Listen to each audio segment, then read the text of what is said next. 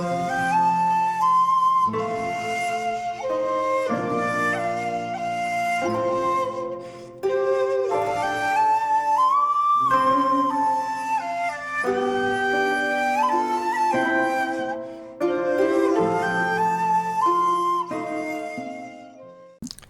there, this is Solitary Ronin from Solitary Ronin Films, and welcome to another random review. Today's random review comes from Spain, 1979, and it's Arrebato, or Rapture. This is directed by Ivan Zulueta, and this is on Altered Innocence, which is a sister label of Radiance Films. So this is a relatively new release from or through Radiance Films. It's also on Anus Films, which is a little cheeky pastiche of Janus Films, from Criterion.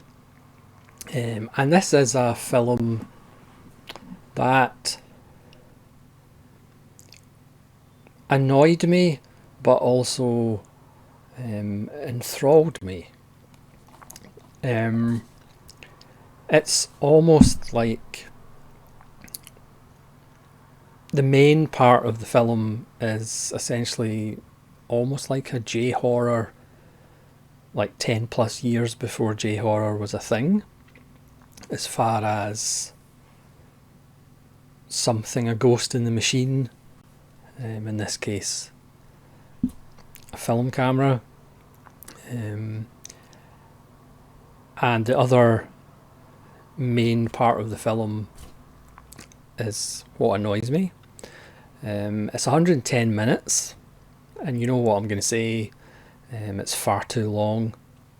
It is amazing how some filmmakers just know how long their film should be. I mean, a lot of the time it is because of budget, and they have to make their film shorter, but they know how to be economic, and other filmmakers just don't. Spike Lee, Quentin Tarantino, amongst lots of others I could name, just don't seem to be able to edit themselves. And Arrebato is a perfect example, because the main germ, the more important part of the film, is really fascinating, really well done, really eerie.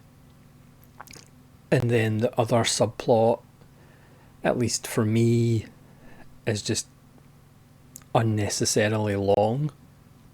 And again, they could have easily lost... they could still have the subplot, but they could have easily lost 15 minutes off of it. And it would have been just a much tighter, more enjoyable experience. Again, just speaking for myself, you might watch it and absolutely love it, and that's absolutely fine. So the gist is, we meet this jaded horror film director. His famous film is Wolfmen, and we meet him in the editing room with his editor, strangely enough, because that's usually where editors are found, editing what seems to be a vampire film, but it seems his heart's just not in it. He's fairly jaded, he's had a breakup with his girlfriend. So he goes back to his apartment. His girlfriend, or his ex-girlfriend, is there after, looks as though she's taken some drugs. And he has gotten this package in the post. We do see at the start of the film who's sent it. And there's a tape, and he plays the tape, and again we get kind of flashbacks to his first meeting with this character. He hasn't met him that often, but he was scouting for a house, and he had a contact, and he met this very strange character who makes 8mm films. He's a bit of an oddball, to say the least, and they go to this house where this woman's aunt is with this strange character, and the guy starts sending him films, and he's he takes films of everything around him and such, but then he starts recording himself while he's sleeping, and every now and again there is a red frame within the film, and his body kind of changes position at exactly when this red frame appears, and he becomes obsessed with what is this red frame of film, and it increases and increases the number of frames within the film. So in a sense, it's kind of like Peeping Tom as far as the camera becomes the centre of the universe, filming becomes the obsession, because all this filming is unhealthy. He gets paler and paler. It is almost, you could argue it's a vampire film without being a vampire film. And then the film director gets more and more obsessed as he gets the films near the end. The tape that he receives at the start of the film is pretty much this. You might not get the last one, so you might have to come to where I live to actually pick up the last one. And that's where all the interesting stuff of the film is. For me, the least interesting stuff is him and his ex-girlfriend, the director, and his ex-girlfriend having lots of sex, doing lots of drugs, and that kind of stuff is quite frankly boring, and they could have cut it way down.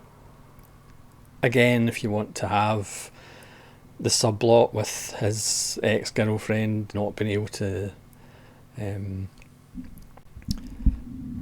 stay away from him because he can get her drugs, fine, but there's no need to have as much of it as far as I'm concerned. What I was interested in is that the main story about the obsession of filming, the mystery of what this red frame of film is. Where does it come from? What is it? Why is it increasing every film he takes? That's the fascinating stuff. That's the interesting stuff. And as I say, for me, the stuff about the drugs and the ex-girlfriend of the film director could have been cut way down. But as I say, it's a fascinating little film, especially the stuff about the film camera and how unhealthy filming is. On this release is a commentary with Mike White at the projection booth. There's a documentary about the director, which is 51 minutes, and there's a theatrical trailer, and there's also other trailers. I should actually correct myself, it's actually 115 minutes long. It's not 110 minutes long, it's 115 minutes long. So they could afford to lose 20 minutes, to be honest. But it's certainly an interesting film.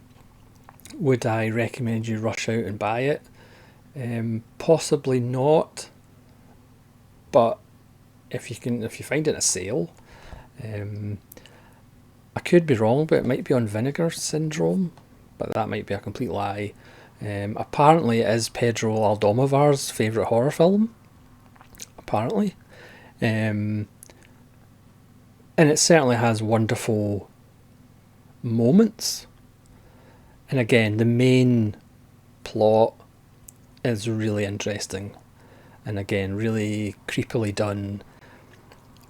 And again, as I say, it's kind of like a J-horror before, a decade before J-horror was actually a thing. But for me, it does get a little bit bogged down in stuff that maybe at the time seemed edgy, but it's not really that edgy looking at it in 2023. It's just a couple of people trying to snort cocaine off the carpet. But that's Arrebato, or Rapture, from 1979. Well worth a look, but maybe not at full price. But you can always do your own edit of the film in your head. That's always fun with films. So thanks very much for watching a random review of Arrebato from 1979. Please let me know in the comments if you've seen the film and what you think of it, whether I'm completely wrong, which, let's be honest, I am quite often.